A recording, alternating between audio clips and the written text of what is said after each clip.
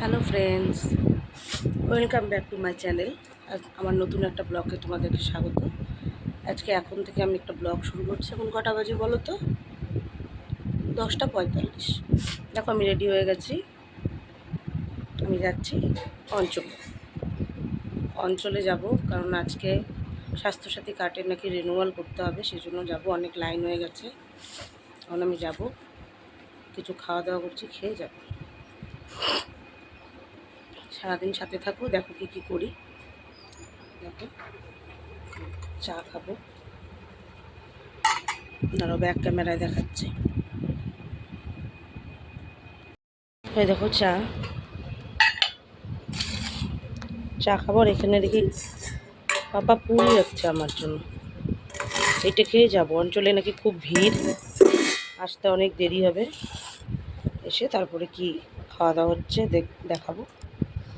আমি খেয়ে নিই আমি আগে। হ্যাঁ, খেয়ে নিয়ে আসছি। আমি চা খাচ্ছি, চা খেয়ে যাব। আর মা আগেই চলে গেছে। আমি স্নান করতে আমার দেরি হলো, আমি স্নান করে যাব, সেই জন্য মা আগেই চলে গেছে। আমার চোখ মুখগুলো কি ফোলা লাগছে না। আসলে বন্ধুরা, আমার রাতে ঘুম হয় না। সকালবেলা ডিপ ঘুমটা হয় তো, তাই চোখ মুখ ফুলে যাচ্ছে।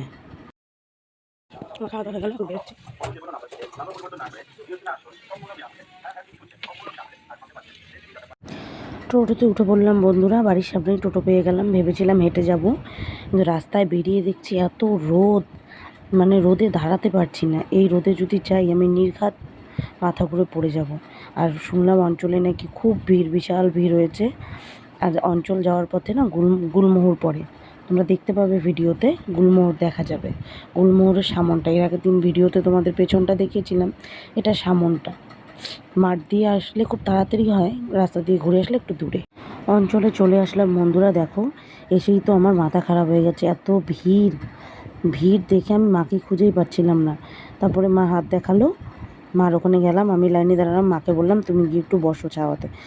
এত রোদ উঠেছে, দেখো ভিড়টা দেখো, বিশাল ভিড় বন্ধুরা। এখানে ভিডিওতে যা দেখা যাচ্ছে, পরে আরও বিশাল ভিড় হয়েছে। আমি কন্টিনিউ করতে পারিনি ভিডিওটা, মানে এত ভিড়। ওখানে ঝগড়া ক্যাচাল লেগে গেছিলো, মানে বিশৃঙ্খলা অবস্থা ছিল। এই দেখো মা দাঁড়িয়ে আছে, মাকে বললাম ওখানে দাঁড়িয়ে থাকতে। এই লাইনটা বন্ধুরা একদম গুলমোহর ছাড়িয়ে গেছে ভাবো। আর রোদে পাকা রাস্তার পুরো ধাপ উঠছে, মানে থাকা যাচ্ছে না। একজন মহিলা তো ওখানে সেন্সলেস হয়ে গেছিলো। আমিও ভাবছিলাম যে আমি হয়ে যাব। আমাদের কাজ হয়ে গেল বন্ধুরা। আমরা টোটোতে উঠে পড়লাম। ভেবেছিলাম মা মেতে হাঁটতে হাঁটতে চলে যাব ছাতা নিয়ে, কিন্তু রাস্তায় বেরিয়ে রোদ দেখে আর ক্ষমতা হলো না যে আমরা হেঁটে যাই। আর আমার মা হার্টের পেশেন্ট, মাকে এই রোদে হাঁটিয়ে নিয়ে গেলে পরে কিছু আমারই খারাপ লাগছে শরীর, মা কী করে সহ্য করবে। আর ভাবো, সেই 10টার থেকে 2টো অবধি লাইনে দাঁড়িয়ে। মা 10টায় এসছে, আমি 10:30টার দিকে এসছি এখানে। 10টার থেকে 2টো এই রৌদ্রের মধ্যে আমরা কন্টিনিউ লাইনে দাঁড়িয়েছিলাম। মানে অবস্থা এত খারাপ, এত রোদ উঠেছে হঠাৎ করে, ভাবা যাচ্ছে না। বাড়িতে চলে এসেছি বন্ধুরা। এসে জামা কাপড় ছেড়ে হাত পা ধুয়েছি। তারপরে পাপাকে পাঠিয়ে দিয়েছি যে ফ্রিজ থেকে ঠান্ডা জল নিয়ে আসো। আমাদের তো ফ্রিজ নেই, পাশের দোকান থেকে কিনে আনলো। এখন আমি ঠান্ডা জল খাচ্ছি। মানে এত গরম লাগছে, গরমে আমাদের সবার অবস্থা খুব খারাপ। আর দেখবে গরমে এক একজনের কি নাজেহাল অবস্থা। দেখো রোদ, দেখো গরমে আমাদের ঘরের সবার কি নাজেহাল অবস্থা। সব বসে আছে, মানে উদ্বাস্তুর মতো বসে আছে সব। দেখো রোদের তাপটা দেখো খালি তোমরা। আর পাকা রাস্তার সাথে লাগানো আমাদের বাড়ি, পুরো পাকা রাস্তার ধাপটা একদম আমাদের বাড়িতে এসে লাগে। দেখো আমি যে এই ভিডিওটা করেছি আমার মনেই নেই। এখন আমি এডিটিং করতে গিয়ে দেখছি যে আমি এই ভিডিওটা করেছি। মানে অঞ্চল থেকে এসে তো অসুস্থ হয়ে গেছি, তারপর অনেকক্ষণ শুয়েছিলাম। তারপরে 5টার সময় আমি বেরিয়েছিলাম রেশন নিতে, কারণ আজকে রেশন না নিলে আবার সেই 1 সপ্তাহ পরে রেশন নিতে হবে। আজকে ছিল রোববার, এরপরে আবার সামনে শনিবার রোববার দেবে। আর দেখো, এটা একটা মন্দির।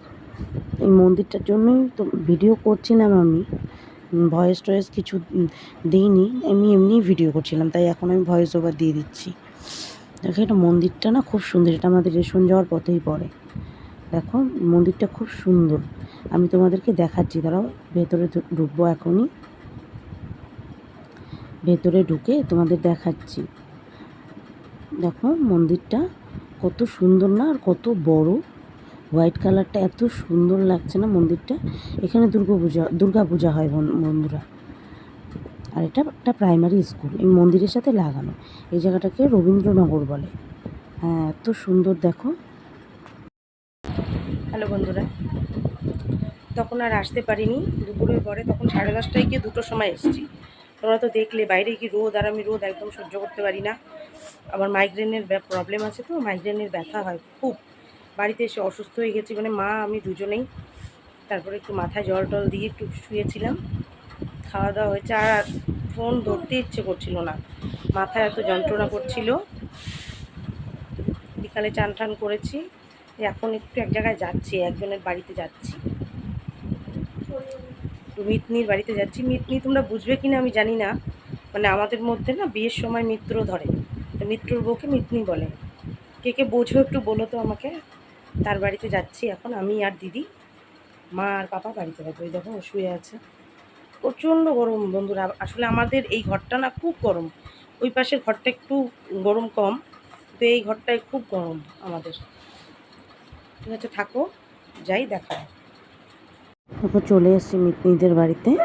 আর এটা হচ্ছে মিতনির দেওরের মেয়ে, মানে পাশের বাড়ি মিতনিকে যে জল ছিটিয়েছিল ওই কাকিমার মেয়ে।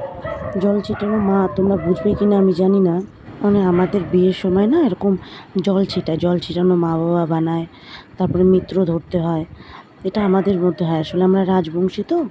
তো তোমরা বলো তো তোমাদের কার কার এরকম ধরতে হয়।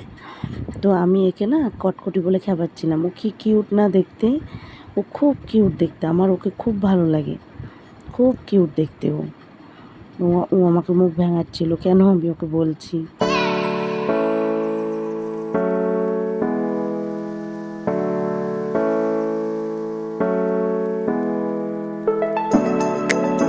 বাড়িতে চলে এসেছি অনেকক্ষণ আগে, রান্না বাড়া হলো, এখন খাওয়া দাওয়া হবে।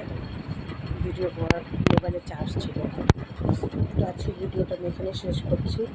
লাইক কমেন্ট শেয়ার করুন, কালকে আসবে নতুন একটা ভিডিও। প্লিজ বলুন আমার চ্যানেলটাকে সাবস্ক্রাইব করুন প্লিজ। সামনে আরও অনেক ভালো কাজ করবো, ভালো ভালো কন্টেন্ট দিব আমি ভাবছি, প্লিজ।